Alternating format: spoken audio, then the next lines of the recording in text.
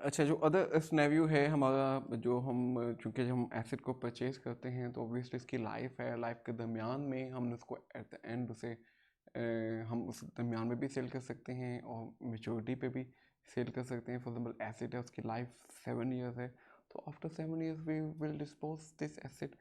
तो यहाँ पे सिनेरियो ये बेसिकली होगा डिस्पोजल का, डिस्पोजल की वजह से, डिस्पोजल ऑफ फिक्स एसेट। अगर हम इसको देखें तो वो क्या है, डिस्पोजल ऑफ फिक्स एसेट्स में अगर हम देखते हैं, वही एग्जांपल लेते हैं छोटी सी, कि अगर आपके पास आ जाता है, लेट्स से हमने एसेट लिया 1000 का, ठीक है, उसकी जो सैलवेज वैल्यू है वो है लेट्स से 200, उसकी सैलवेज वैल्यू है, उसकी जो यूजफुल लाइफ है वो 4 ईयर्स है, ठीक है। तो हमें एट द एंड हमें इस चीज़ को करना है। तो ये वैसे पूरा एक स्केड्यूल बनता है डिस्पोजल ऑफ फिक्स एसेट का, तो ये इसकी सारी ट्रांजैक्शन भी इसमें सारी आएंगी कि वो जनरल एंट्रीज क्या हैं। लेकिन हमें इसका अंदाज़ा है कि जी प्रॉब्लम क्या है कि हमने 1000 का एसेट लिया था, 200 का हमने उसकी सैलवेज वैल्यू, हमने ये कहा था कि at the end of the year उसकी ये सैलवेज वैल्यू होगी और 4 ईयर इसकी यूज़फुल लाइफ है। जब हम इसको डिस्पोज ऑफ करेंगे तो फिर देखेंगे एट द एंड हमें कितना बचा। हो सकता है, आई मीन 200 हमने अज्यूम किया कि इसकी सैलरी वैल्यू, लेकिन हो सकता है 300 पे बिक जाए, हो सकता है 100 में बिक जाए, तो कुछ लॉस होंगे, कुछ गेन होंगे। वो जो लॉस और गेन है ये आपकी इनकम स्टेटमेंट में जाएगा, इनकम स्टेटमेंट के अकाउंट में जाएगा। तो अदर इनकम में चला जाएगा, यहाँ पे लॉस और गेन का अलग से अकाउंट बना लें, तो जो भी विजिबल फैक्टर है उसको देखेंगे, न्यूमेरिकल में आप प्रैक्टिस कीजिएगा। लेकिन जब डिस्पोजल ऑफ फिक्स एसेट करेंगे तो फिर हमने एक ट्रांजैक्शंस के जो पैटर्न है वो अपने देखना है कि हम सारे, मैं यहाँ पे एग्जांपल लेता हूँ जो अभी हमने अपनी इनिशियल एग्जांपल्स में ली थी, जिसमें कौन सा था, ट्रक। जो पहला क्वेश्चन है,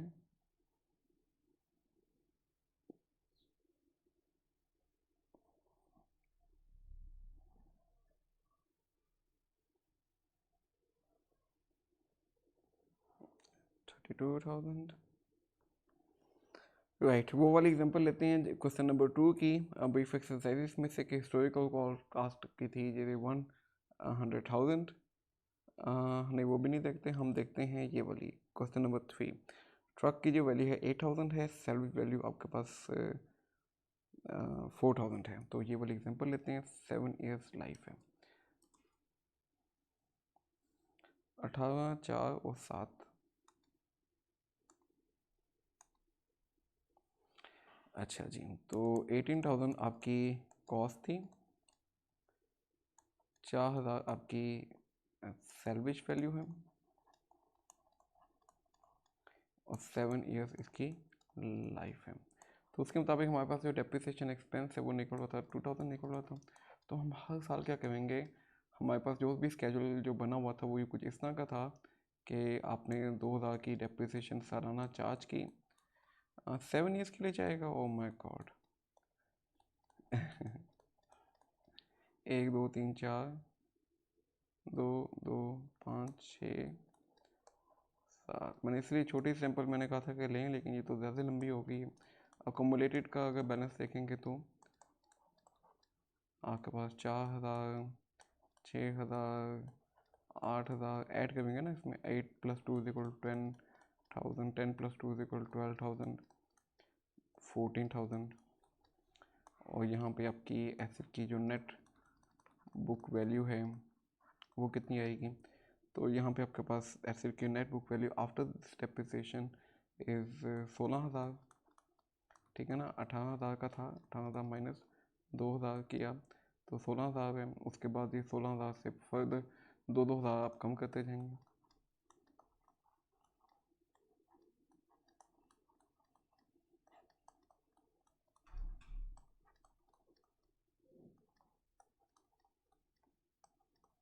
ठीक है, ये सैलवेज वैल्यू तक आ गया।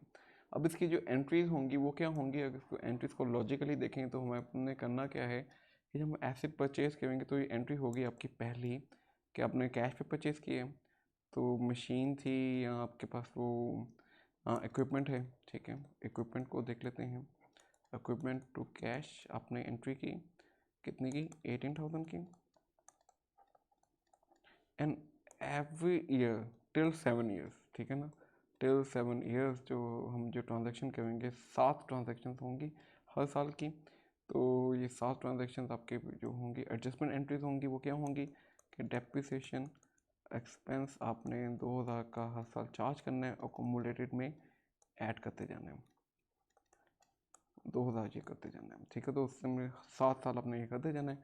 जब 7 साल गुजर जाएंगे, ठीक है, तो हमने अभी टाइम आ गया उतने एसिड को डिस्पोज ऑफ करने का।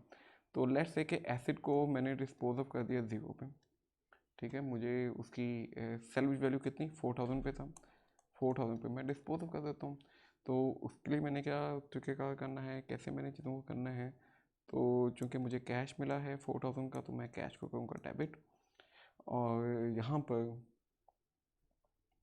देखूँगा कि जी अभी मुझे हिसाब किताब क्या मुझे यहाँ पे आया है। तो यहाँ पर अब चूँकि एसिड को मैं करने लगा हूँ डिस्पोज ऑफ, अभी मेरी बैलेंस शीट में वो नहीं नज़र आना चाहिए, अकाउंट्स में नहीं आना चाहिए। तो फर्स्ट टाइम मैं इक्विपमेंट के अकाउंट को क्रेडिट करूँगा 18,000 से, ठीक है, जिसका मैंने वो परचेज़ किया था। मुझे ये बताएं कि अकोमोलेटेड वाले अकाउंट का बैलेंस कितना होगा। अकोमोलेटेड वाले अकाउंट का बैलेंस होगा 14,000, ठीक है, क्योंकि हमने हर 7 ईयर्स की डेप्रिसिएशन जो है 2-2 हज़ार के हिसाब से 7 साल इकट्ठी की है। तो अकोमोलेटेड डेप्रिसिएशन को भी अब क्लोज करना पड़ेगा, क्योंकि अभी हमने इक्विपमेंट को क्लोज किया है। तो अकोमोलेटेड जो उसका कंट्रा अकाउंट है उसको भी क्लोज करना पड़ेगा। उसमें भी हम क्रेडिट करते थे, अब इसको डेबिट कर देंगे। तो यहाँ पर जो अकोमोलेटेड है, अकोमोलेटेड डेप्रिसिएशन जो इस इक्विपमेंट के साथ अटैच था उसको हम 14,000 से डेबिट कर देंगे। तो देखें 18,000 और 4,000 14,000 बैलेंस इक्वल है, तो ये ट्रांजैक्शन होगी आपकी, इसमें कोई ऐसा प्रॉब्लम नहीं है।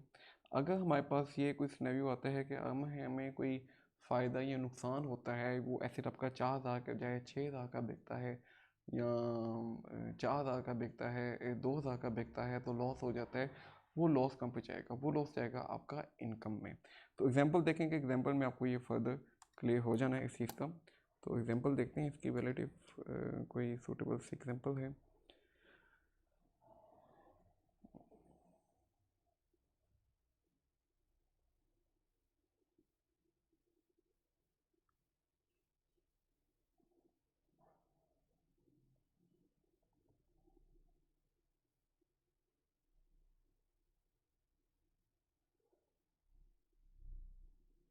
राइट, ये वाले एग्जांपल लेते हैं कि calculate gain and losses on disposal, ठीक है, LO4 कहते हैं। Crispy chicken sold one use deep frying fries for 5,000। अच्छा, यूज में इसने 5,000 का सेल किया है। Question number 10, brief exercise fixed assets. अच्छा जी, कितने का 5,000 का सेल किया, यूज्ड सेल किया है, ठीक है। उसके बाद original cost of the five was 15,000। Original जो कॉस्ट थी वो थी 15,000 की,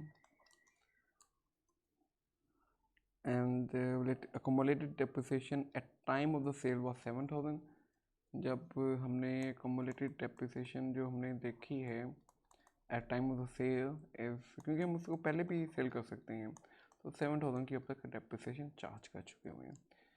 राइट, तो अभी now calculate the gain or loss of the sale of the T5, for what amount would Chris need to sell the equipment to generate no gain or loss, no loss। अच्छा जी, gain हुआ है और loss हुआ है, ठीक है, ये पता करना है एक दफ़ा। और उसके बाद जनाब ये कहता है कि वह अमाउंट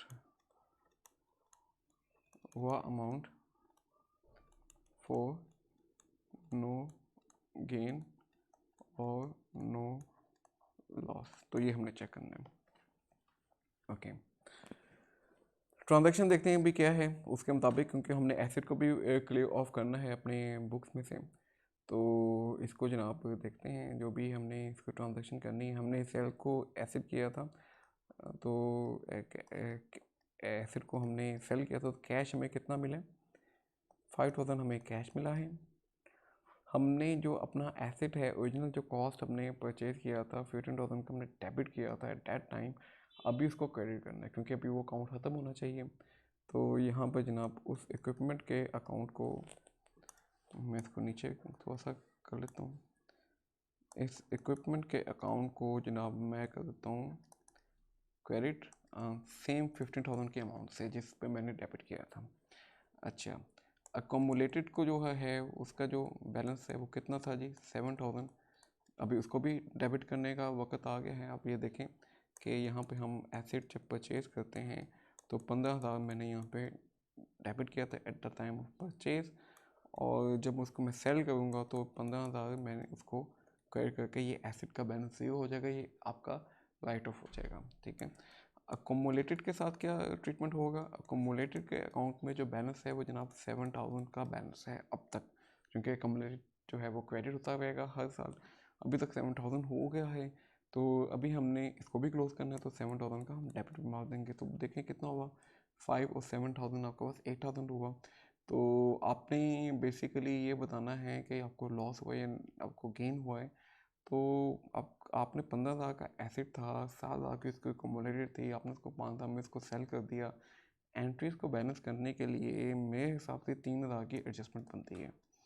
ठीक है जी, 3000 की, 3000 7000 10,000 ये, तो ये मेरे पास डेबिट है तो ये मुझे लॉस होगा। ठीक है, क्योंकि आपकी जो इनकम स्टेटमेंट का अकाउंट होते हैं वो आपके जो रेवेन्यू है वो आपका इंक्रीज करेंगे तो क्रेडिट करेंगे, और जो एक्सपेंस हैं, ठीक है, यहाँ जो लॉसेस हैं अगर इंक्रीज करेंगे तो डेबिट करेंगे। तो यहाँ पे मैंने लॉस 3000 डेबिट कर दिया, इसका मतलब मुझे लॉस हो गया मुझे। ठीक है, आपकी अदर इनकम या अदर लॉसेस में ये अकाउंट इनकम स्टेटमेंट में शो हो जाएगा। तो ये आपके पास ये कितना हमें गेन हुआ या लॉस हुआ आपने ये देख लिया। तो आगे वो पूछ रहा है कि आपने किस अमाउंट पे अगर सेल करेंगे तो नो गेन नो लॉस होगा। हम इसको 8000 पे सेल करेंगे तो नो गेन नो लॉस है। कैसे, कैश हमने 8000 रिसीव किया, अकोमुलेटेड इसकी जो वैल्यू है वो 7000 है, 15000 इसका आपका इक्विपमेंट का बैलेंस है। तो देखें आपका लेवल हो गया ये। तो आपको at what amount we should sell, 8000 का सेल करेंगे तो हमें कोई गेन कोई लॉस नहीं होगा। और कोई क्वेश्चन है जिसमें,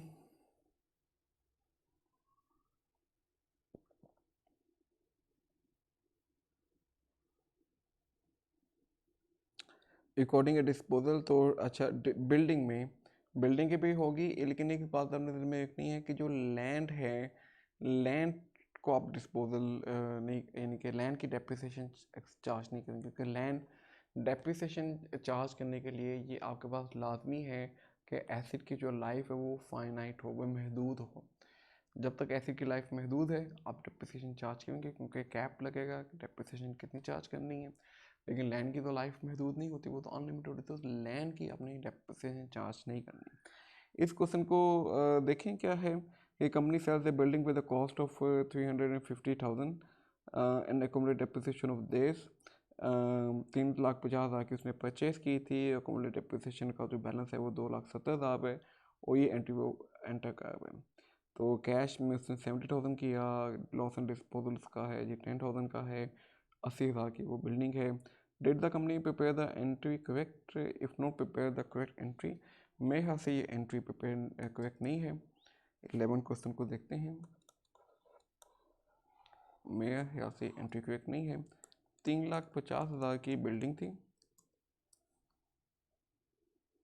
और कम्युलेटिव डेप्रिसिएशन 2,70,000 की कम्युलेटिव डेप्रिसिएशन थी, कॉस्ट इतनी थी बिल्डिंग की। और उसके बाद हमें यहाँ पे डाटा क्या है, company sells a building with the cost, तो उसने इसकी ये देखिए कैश उसने 70,000 उसने कर दिया। तो कैश उसने 70,000 उसने कर दिया। तो बताइए एंट्री सही है कि गलत है?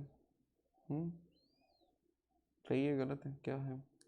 अच्छा जी, जब वो सेल करेगा तो ट्रांजैक्शन कुछ इस तरह की होनी चाहिए, कैश 70,000, यहाँ पे वो जो बिल्डिंग है अब उसको अपने खाते से ख़त्म करनी है, 3.5 लाख का एक क्रेडिट वो चला जाएगा। अक्यूमुलेटेड वाले अकाउंट है उसको भी अपने क्लोज करना है। तो देखें उसका बैलेंस कितना था, 2,70,000 उसका बैलेंस था, 2,70,000 आप अभी डेबिट कर दें तो देखिए आंसर कितना आता है, 70 और 270 कितना हुआ, 3,40,000, 3,40,000 है। तो 10,000 आपका शॉर्ट है, ठीक है। तो 10,000 आप यहाँ पे करें तो ये थिंक ये लॉस हुआ आपको, आपका डेबिट है तो ये लॉस है आपको। तो यहाँ पे आपके पास ये करेक्ट एंट्रीज आपकी ये बनती हैं। इसको मैं सही कर दूँ,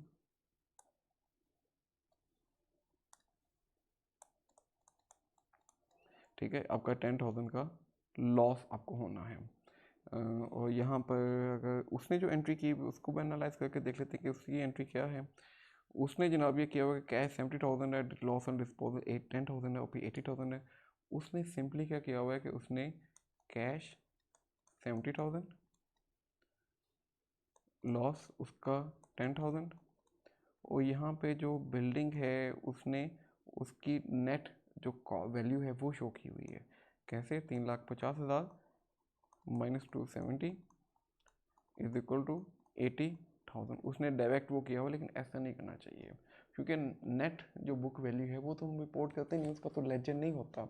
लेजर तो होता है आपके पास एट कॉस्ट वाले का, ठीक है, और उसके पास अकोमोडेटेड वाले का। तो आपने इस एंगल से ट्रांजैक्शन करनी होगी, ये वाली एंट्री सही नहीं होगी आपके लिए। अच्छा जी, और कोई क्वेश्चन है इसमें? कोई 11 भी हो गया है, 5 6 7, I think that's enough for that.